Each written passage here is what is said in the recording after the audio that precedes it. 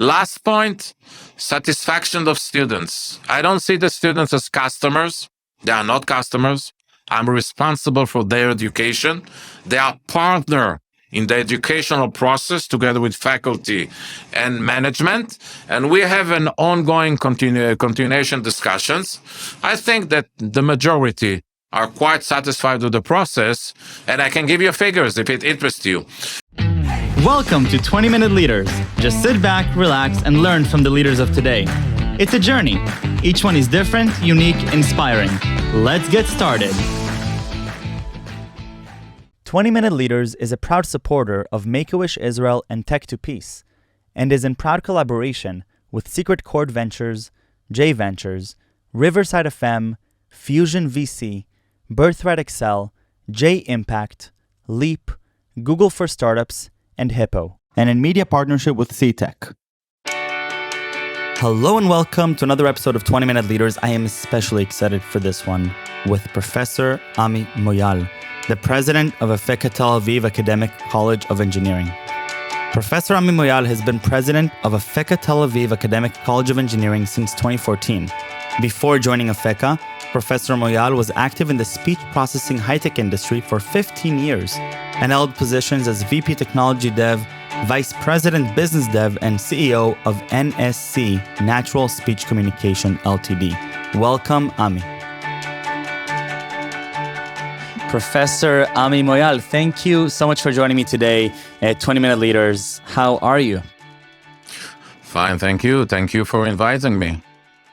We're going to have such an awesome conversation because you're embodying really the reason why I'm doing this show under sort of that overarching theme of curiosity, passion, and following what you really need to be doing because you're on a mission. And right before we started this, you already left me with a sense of inspiration that you're on your own mission and you're very much convicted about it. So I'm excited to sort of unravel it from being a CEO of a tech company to going into public service with education. Today, the president of the College of Engineering within Afeka. So a lot to uncover, Ami, but let's start high level about sort of your own mission. What is sort of your purpose right now? What are you doing? First of all, again, thank you for inviting me to talk with you about my passion, and I'm using a lot this word. The main strategic point of my work today, my mission actually, it's not only a work, and I must say I also enjoy it, so it covers a lot of my wishes.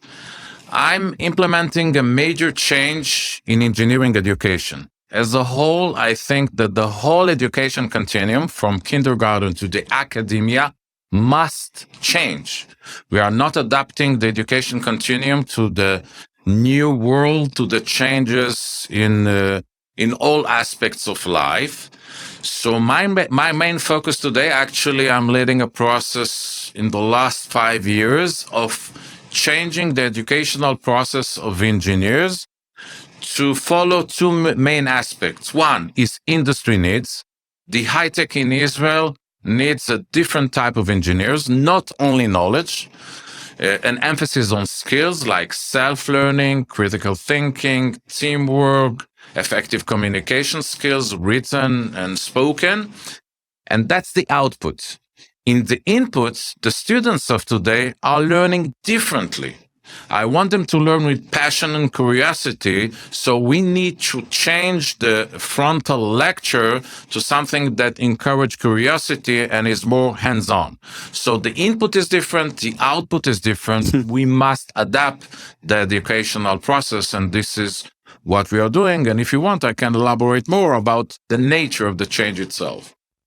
So we're definitely going to go there. But before that, I just want to give context a little bit to you and how you got to become passionate about this from being in the tech sector and an engineer yourself previously from the army, but going now to, being a CEO of a tech company. What made you even start thinking about education as an interesting avenue for you to explore as a career journey? First of all, I think that I was an education person from the beginning, even from the army. 30 years ago, I was teaching in the army itself. I was a guide for technical people, and I enjoyed very much. At the university, I was teaching always, in addition to research. So I think that after the age of 40, I really discovered what I want to do in life, but I brought all the experience I gained. I was the CEO of a high-tech company, so I gained a lot of managerial experience. I understand very much in technology. And then I shaped my view on how engineers, on the profile of the required engineers. So all three together, it was quite natural to me, and it came from my stomach, not from my head, a little by little, taking me to the place that I'm today. And you can hear from my tone of speech, I'm quite happy about what I'm doing. But you didn't go straight into College of Engineering. You started looking at sort of diversity and inclusion and allowing underrepresented populations to have equal access to education. So that also is a little bit different than the traditional sort of education path that most people go on. Yeah. I'm looking at Israel on a national level, and I see that the high-tech industry is now reaching to 10% of the workforce. And when you look at the 10% of the workforce, more than 80% of it are located physically in Tel Aviv by engineers that are coming from the center. And this is something that I'm very interested in. There are Arabs, women, periphery that are not playing in the game of the high tech in the sense of social mobility. And this is something that is interesting me for many years. And you're right, I had a position of a chairman of ISEF, Israeli Educational Foundation, that raised money in the States and gives scholarships to students in periphery in order to use academic degree as a basis for social mobility. So the whole aspect of high-tech education and social mobility is more on a broad view on a national level. These are the topics that interest me, and we are doing the same here at Afeka. Students from all around the country, students from all around the country are coming to Afeka, although we are located in Tel Aviv. We have students from the north, south, Jerusalem. Another aspect, any students will learn at Afeka, even if there is a lack of finance to pay tuition. We are organizing scholarship. This is a statement that I give to all my management. There'll be no situation that a student is accepted with high level of grades and will have no finance to finance his tuition. Secondly, we are working with teenagers in high school. Before choosing the matriculation path at the age of 14, we are bringing thousands of pupils from all around the country, specific emphasis on periphery, to visit Afeka to see the science, technology, and engineering might be interesting. And if it really interests them, they should pursue their passion. They should learn engineering whenever they want. It's not mandatory that they'll come to Afeka. They can go to any academic institute that they want. It's more of an exposure to periphery to understand that science and technology might be interesting. And it is indeed interesting, but I understand that the society should have lecturers and poems and writers. You should pursue your passion. But if you like it, nobody should tell you that you cannot do it. Believe in yourself and push it. Work hard. This is my main conclusion for my career.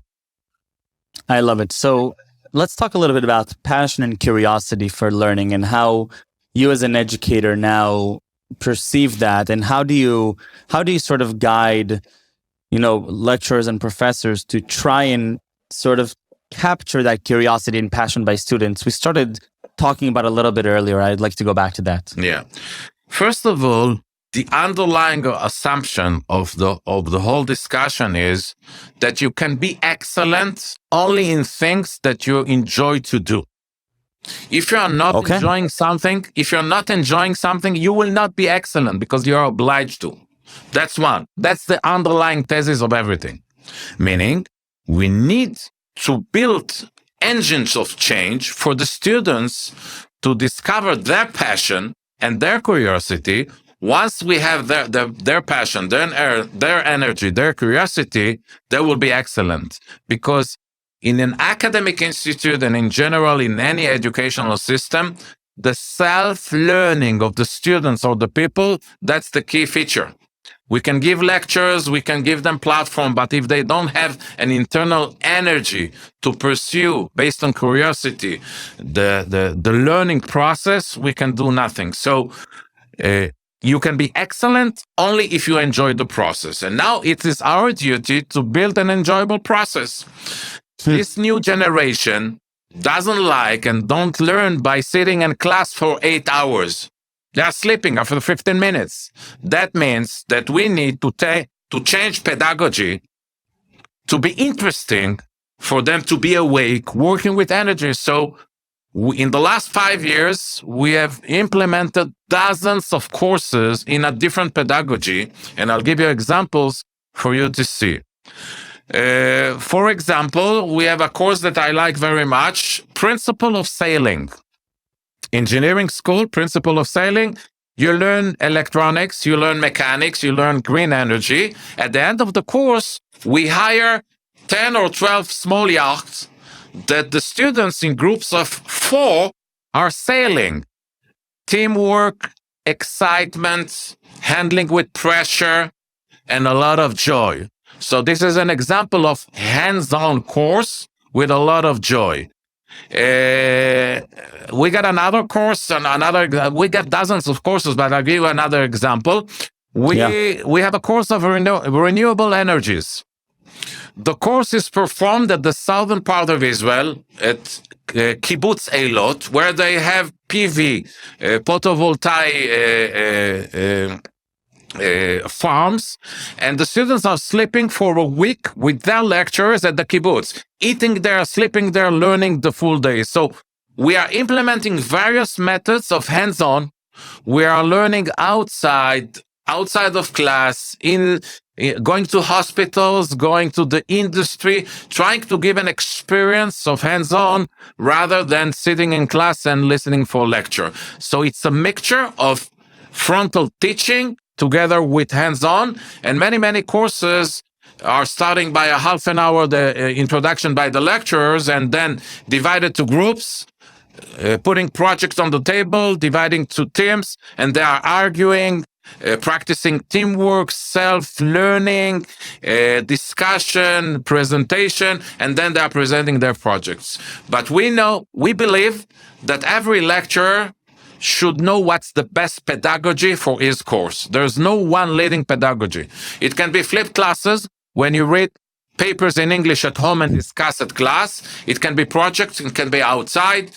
We built agents of change to support our faculty to implement their passion. So it's my passion, the faculty passion, the management passion, and the student passion. If we all work with passion, we are going to be definitely what I believe the best engineering college in Israel. Wow. How do you do that at scale? So how do you, it sounds like each of these courses is very difficult. And I think you started mentioning that you're sort of creating agents of change and you're giving autonomy and agency to lecturers to take their passion and translate that to actionable actions, right? To allow students to experience it hands-on. As a leader yourself, how do you create those agents of change? What do you need to do to sort of change that mindset? First of all, organizations and people are reluctant to implement change. Reluctant. Right. Organizations are implementing changes only if there is an imminent threat on the organization. That's the classical of management. So the first stage, about 6 years ago, I put on the table a strategic mission. The world is changing. We must adapt. We should do it now, not waiting for the world to press us. And then I convinced the organization. Secondly, we went to define, and that was a major change.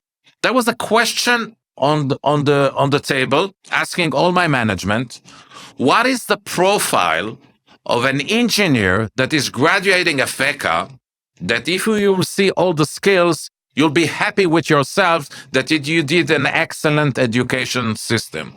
And we defined all together, it took us a year, what is the ultimate profile of a graduate of Afeka? Scientific knowledge, engineering knowledge, personal skills, self-learning, teamwork, engineering skills, languages, English, Hebrew, software, 3 languages every engineer must know, ethical values, and broad knowledge. You cannot be only an engineer that is focused on math. You must be aware of the global world. So once we all agreed on the graduate profile, actually I'm taking the educational process and defining the output. I'm an engineer. I'm a manager. I defined the output together with my management. At that point, once we reach the agreement of what is the output, the required output, our work was much easier because there was a common agreement what should be the output. And then the whole organization targeted all activities towards the output. And then we began to build, by my leading, engines of change. A center to promote learning, working with the students, how to change your learning. A center for promoting teaching, working personally with the teacher. When you are implementing a major change, you need to communicate always, mainly case studies. So internal communication unit, etc., etc., etc. We had 2 years, not easy at all. But the last 3 years, the engines of change are working, and I see the change. And I believe that the change will continue because the world around us is changing so fast. Organization cannot permit to himself to stay at a certain point. You need to change constantly. The constant change will become the new normal. That's very difficult in the academia. In high tech, everybody will understand me. In academia, that hasn't changed 1,000 years. My words 5-6 years ago sounds like somebody that is coming from another world, but we did it. We are there. How do you know what's working and what's not working? So in tech, very easy, short feedback loops, short feedback cycles, the market responds. In academia, working with students, looking at something a little bit more subjective like passion and curiosity, how do you measure that? How do you measure a success of programs like the ones that you're mentioning here? Okay. There are various levels of estimation. When you implement such a change, once you implement it, you want to define a measure and measure yourself on a yearly basis. The ultimate measure is the industry. Remember, we are educating engineers for the industry. The main measure is if the industry is hiring our graduates, if they are satisfied with them and they are paying a proper salary, and if they are working in the high-level positions, meaning are they accepted to the R&D of the high-tech? And just a month ago, we have completed quite a large from our discussion, you can understand that I'm measuring everything. Everything is measured at Afeka. Just for data to continue discussions, not as a strict measurement of management, as a celebration of data to continue our next path. Because nobody knows, at least I don't know, where higher education is leading, where the education system would be in 10 years. We must move forward, measure, adapt. Move forward, measure, adapt. This is how I'm leading the organization in the uncertainty around. So the main measure is the industry. If they hire, yes, they hire. 97% of our graduates are hired. I have a major problem. They are working before they complete the studies. Yeah. They are working. It's a problem because there is a need of engineers in the high tech. They take them at the 2nd or 3rd year, and that's not very good because engineering studies are very difficult. You need to work at least for the full time. You need to study full time at the first 3 years, and nice positions, R&D, various types of positions. Many of them continue to master degree in various institutes. From the position of the output, that's the main measure. But we also want to measure the progress in skills during the process. So I nominated now a team This is something that is not so well known in the world. It's very hard to estimate or to measure or to evaluate the skills. So we have a group and we are trying a solution by solution, doing pilots to see how we can evaluate teamwork, self-learning, effective communication. Last point, satisfaction of students. I don't see the students as customers. They are not customers. I'm responsible for their education. They are partner in the educational process together with faculty and management. And we have an ongoing continuation discussions. I think that the majority are quite satisfied with the process. And I can give you figures if it interests you.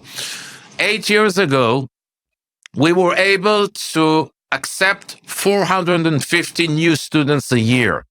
And we had about 600 applications. Last year, we doubled the number. We are growing. We can accept 750 new students a year. We have 12,000 applications. So there is a demand from the side of the market, and there is a demand from the side of the applicants. These are the two main factors that led us to make the change. Incredible. I mean, such an inspiring, not just your career, but the way that you're thinking about sort of an agents of change and your own mission, and looking at the students as partners and understanding at the end what it comes down to, this fundamental understanding that when people truly enjoy, are passionate, and are curious about what they do, then they strive for excellency. Really sounds like that's what pretty much you're embodying with Afeka's College of Engineering. So thank you very, very much for the time and for the effort and for joining me on 20-Minute Leaders. I appreciate it. Thank you. It was my pleasure. Thank you very much.